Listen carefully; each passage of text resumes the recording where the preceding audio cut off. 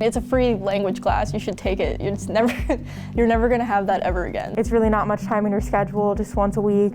I would definitely recommend this class, especially, I'm just starting out and this is from the ground.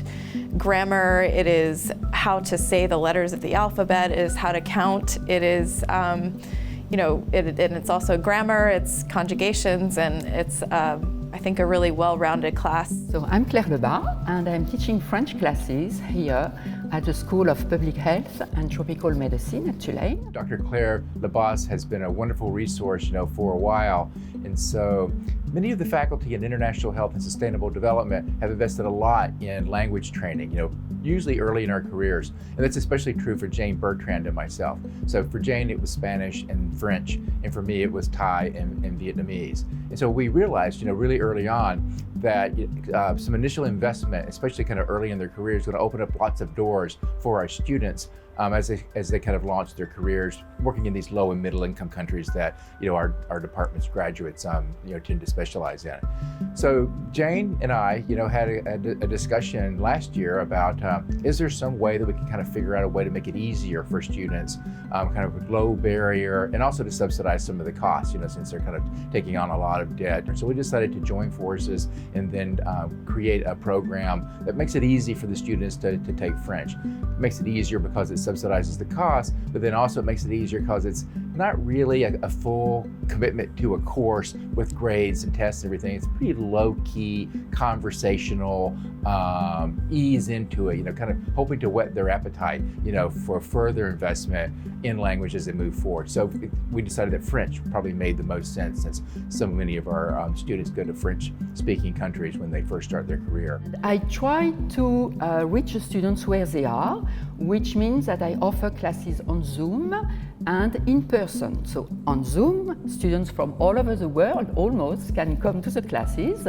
and some classes are taught also here in the building on Canal Street. I offer 4 different levels, 1 hour per week, and it's not a lot, but it's enough to have some background. And I try to make sure that the students will have fun at the same time as they will learn something. And so there are no exams in these classes, no quizzes, but also no credit. So it's very laid-back classes, I think, and the students can learn in a very stress-free environment. So I've always really enjoyed learning languages, and I'm an international health and sustainable development MPH student. So a lot of the work that I want to do is probably going to be in Africa, and there's a lot of French-speaking countries within Africa, so I figured it would be a really valuable skill to learn.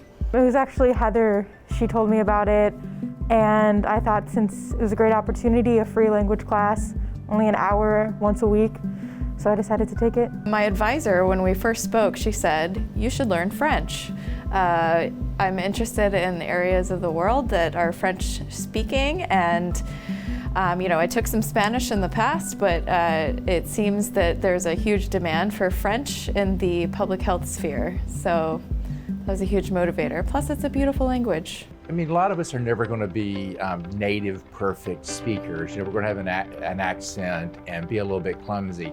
But in terms of just opening the door for colleagues or people who you're interviewing, even if you mess up a bit, first you're kind of a source of great entertainment because you're not, speaking it perfectly. But people that we work with in these countries overseas, many of them have struggled to try to master English. They know how difficult it is. And it kind of evens the playing field that, we're also in there trying to learn something new and communicate. The onus is not completely on them. And it also kind of demonstrates that we're really interested in learning not just their language, but their culture and kind of finding our way around.